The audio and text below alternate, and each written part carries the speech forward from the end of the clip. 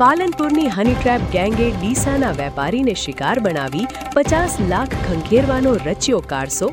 પોલીસકર્મીની સંડોવણીથી સુરક્ષાના સેતુમાં પડ્યું ગાબડું.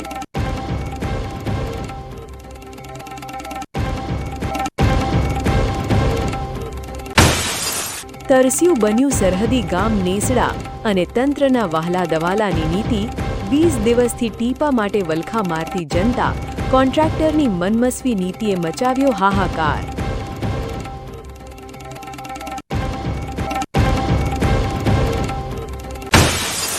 અંબાજી મંદિરના ભંડારામાં ચોરીની ઘટનાએ વહીવટી પારદર્શિતાના ઉડાડ્યા લીરે લીરા.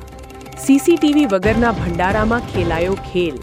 શું મોટા માથાને છાવરવા ખડકાયું મૌનનું સંરક્ષણ?